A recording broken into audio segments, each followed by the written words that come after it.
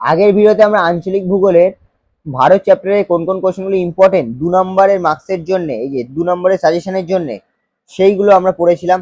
আজ আমরা উপগ্রহ চিত্র ভূবৈচিত্র্য সূচক মানচিত্রের থেকে আসা এই চ্যাপ্টার থেকে টোটাল 1 নম্বরে একটা কোশ্চেন আসবে, 2 নম্বরে টোটাল 2 নম্বর থাকবে এই চ্যাপ্টার থেকে। তো এই চ্যাপ্টারে কোন কোন কোশ্চেনগুলো পড়লে তোমার আর কোনো রকম কিছু সমস্যা হবে না সেইগুলো আমরা দেখে নেবো। আমরা আগের ভিডিওতে টোটালি প্রাকৃতিক ভূগোল, পরিবেশ ভূগোল ও আঞ্চলিক ভূগোলের 2 নম্বরের জন্য কোন কোন কোশ্চেনগুলো ইম্পর্টেন্ট সেইগুলো করেছিলাম। আজ আমরা উপগ্রহ চিত্র ও ভূবৈচিত্র্য মানচিত্রের চ্যাপ্টারের কোশ্চেনগুলো দেখে নেব। আর আমি যে টোটাল যেটা দেখিয়েছি সেটা যদি তোমরা যদি করতে পারো, তোমরা 12 মার্কস কিন্তু অবশ্যই কমন পাচ্ছ, তোমাদের কোনো রকম সমস্যা কিন্তু তৈরি হবে না।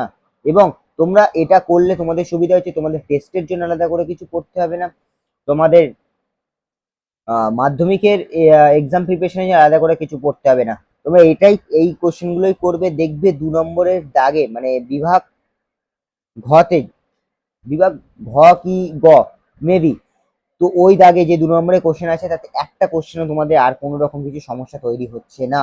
তোমরা শুধু আমার দেখানো ভিডিওগুলোর ভিতরে যে 2 নম্বরের কোশ্চেনগুলো আছে সেগুলো পুরো 100% প্রিপারেশন নাও, দেখো তোমাদের আর কোনো রকম কিছু সমস্যা হবে না। তো শুরু করা যাক উপগ্রহ চিত্র ভূবৈচিত্র্য মানচিত্রের যে কোশ্চেনগুলো আছে সেইগুলো।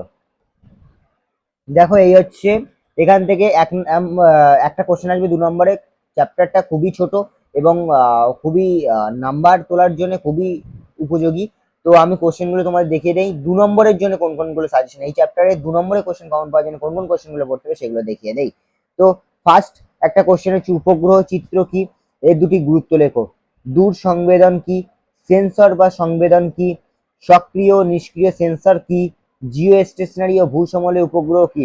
6 নম্বর দাগে সূর্য সমলয় উপগ্রহ কাকে বলে। 7 নম্বর দাগে কৃত্রিম উপগ্রহ কাকে বলে। 8 নম্বর দাগে তড়িৎ চুম্বকীয় তরঙ্গ কাকে বলে। 9 নম্বর দাগে তড়িৎ চুম্বকীয় বর্ণালী কাকে বলে। 10 নম্বর দাগে পিক্সেল কি বা কাকে বলে। ঠিক আছে। 11 দাগে দূর সংবেদন ব্যবহৃত বিভিন্ন কৃত্রিম উপগ্রহের নাম লেখো।